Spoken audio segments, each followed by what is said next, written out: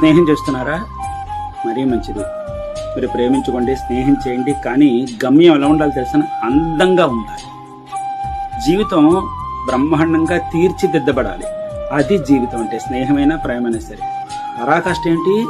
అందంగా జీవితం ఒడ్డెక్కడం అన్నమాట. అలజడులతో మాత్రం కాదు. అది బాగా గుర్తుపెట్టు. వాళ్ళ దృష్టిలో మీరు చులకనగా మాత్రం మిగిలిపోకండి, నిర్లక్ష్యంగా మాత్రం మిగిలిపోకండి, లోకువైపోకండి, హేళన కాకండి.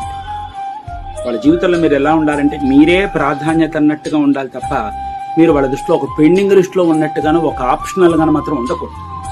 అలా ఉన్నట్టయితే అది జీవితమే కాదు, అది ప్రేమ కాదు, అది స్నేహం కాదు. తెలిసిందా? వాళ్ళు ఇష్టం వచ్చిన మాట్లాడితే మాట్లాడే, లేకపోతే లేదు. ఒకవేళ మాట్లాడినా ఏదో వీధిలోకి వెళ్ళేటప్పుడు కుక్కలు తిరుగుతూ ఉంటాయి, 2 బిస్కెట్లు వేస్తే ఎందుకైనా పడుంటాయి అన్నట్టుగా మీతో 2 మాటలు మాట్లాడితే పొంగిపోయి పడుంటాడులే అనేటట్టుగా మాత్రం అది మీరే తప్పు అవుతుంది. అది మాకు గుర్తుపెట్టుకోండి. జీవితం చాలా చిన్నది, బతిక రాజ్యాలా బతకాలి. తెలిసిందా? అంతే తప్ప మిమ్మల్ని మనస్తాపం చెందించి, మిమ్మల్ని చిత్రహింసలు పెట్టి, మిమ్మల్ని మానసిక క్షోభకు గురి చేసేటటువంటి అధికారం ఎవ్వరికీ లేదు. అది గుర్తుపెట్టుకోండి. అంతే తప్ప మీరు వాళ్ళ జీవితంలో ఉన్నారంటే హాయిగా ఉండాలి, ప్రశాంతంగా ఉండాలి తప్ప వేదనతో మాత్రం కాదు. ప్రేమించుకుంటారు.